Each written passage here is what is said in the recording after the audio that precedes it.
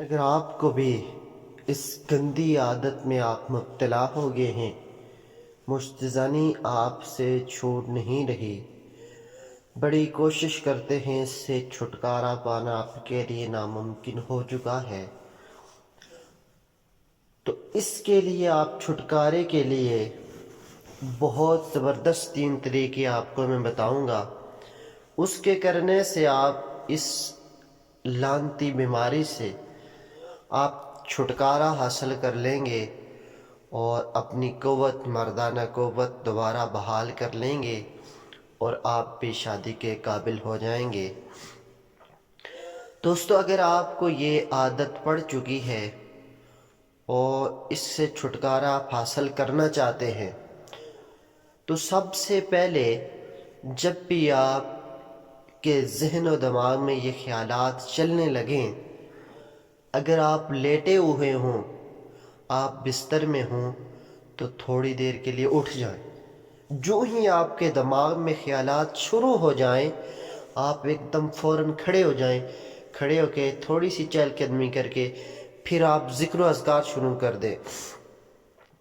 زبان پہ ایک دم اپنے ذکر جاری شروع کر دیں، درود پاک پڑھیں، اعوذ باللہ من الشیطان الرجیم کا ورد جاری کریں، اور اس کے بعد درود پاک پڑھیں اور کلمہ شریف پڑھیں۔ آپ کی زبان پہ ریگولر ورد جاری آپ اپنی زبان کے پر کر لیں اور یہ خیالات دماغ سے نکال لیں۔ اور اب اگر بستر پہ آپ لیٹے ہوئے ہیں تو آپ اپنے قبر کے بارے میں سوچنا شروع کر دیں اور مختلف اپنے گناہوں کے بارے میں سوچنا شروع کر دیں کہ کس میں گناہ میں مبتلا ہوں، کیا مجھے توبہ کرنے کی توفیق بھی ملے گی کہ نہیں، کیا میرا خاتمہ ایمان پر ہوگا کہ نہیں۔ اس سوچ و فکر میں اپنے آپ کو گم کر دیں، اپنے اور اللہ سے معافی مانگیں۔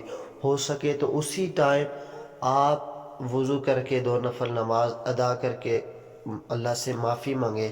اور تیسری بات، آپ ہر وقت وضو میں رہیں۔ جب آپ وضو میں رہیں گے تو انشاءاللہ یہ خیالات آپ کے پاس نہیں آئیں گے۔ ہر وقت آپ باوضو رہیں اور ذکر و اذکار کو اپنی زبان پہ جاری رکھیں اور مختلف قسم کے وظائف آپ کرتے رہیں۔ انشاءاللہ ان چیزوں سے چھٹکارا حاصل کر لیں گے۔